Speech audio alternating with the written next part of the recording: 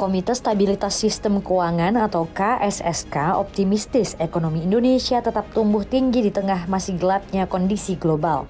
KSSK memperkirakan pertumbuhan ekonomi Indonesia pada tahun ini dapat tumbuh mencapai 5,2% pada 2024. Pendorong terbesar dari perekonomian adalah konsumsi rumah tangga dan investasi. Adapun pertumbuhan ekonomi RI yang tetap tinggi ini terjadi di tengah pelemahan ekonomi global.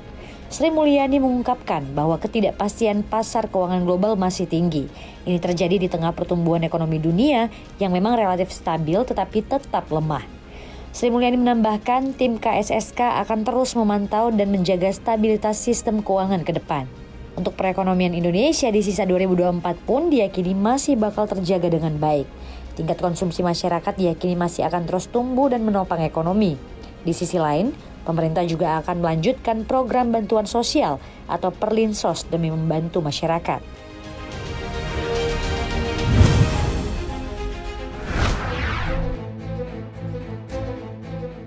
Seluruh badan usaha penyedia BBM di Indonesia termasuk Pertamina kompak menaikkan harga produk BBM untuk periode Agustus, menyusul tekanan yang terjadi pada mata uang Garuda.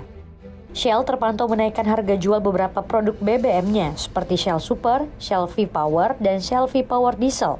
Sementara SPBU BPAKR untuk wilayah Jabodetabek juga menaikkan harga produk BBM BP92 dan BP Ultimate. Hal sama juga dilakukan Pertamina. Pertamina resmi menaikkan harga bahan bakar minyak atau BBM khususnya jenis non-subsidi pada 2 Agustus 2024 ini. Sebelumnya PJS Corporate Secretary Pertamina Patraniaga Happy Wulansari mengatakan pihaknya saat ini masih memantau pergerakan harga minyak dunia dan nilai tukar rupiah terhadap dolar Amerika sebagai faktor utama yang memengaruhi harga jual BBM non-subsidi di SPBU Pertamina.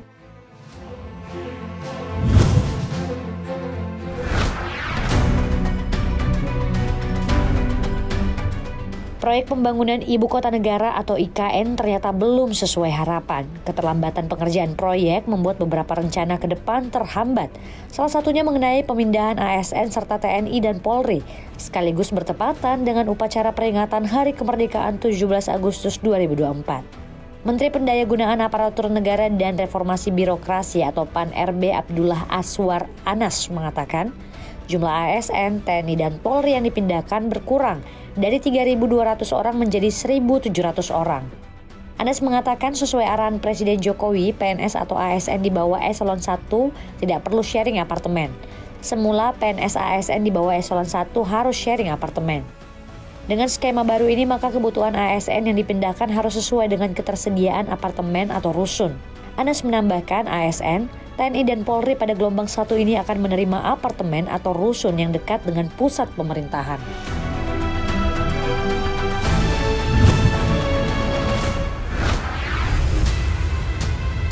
Pemain utama di industri baja tahan karat terbesar ketiga di China, Jiangsu Delong Nickel Industry Co., tengah berada di ambang kebangkrutan.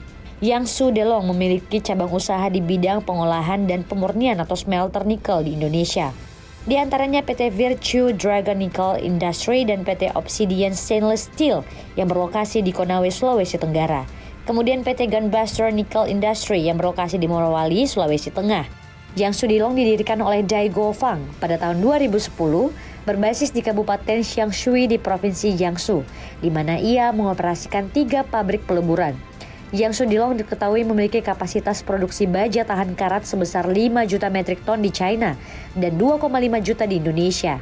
Adapun pada tahun 2022, perusahaan mencatatkan pendapatan hingga 23,4 miliar dolar AS. Dikabarkan ekspansi besar-besaran yang dilakukan Jiangsu Delong di Indonesia menjadi salah satu penyebab perusahaan berada di ambang kebangkrutan, terutama ketika sektor logam dan pertambangan di negara Asia Tenggara itu berkembang pesat.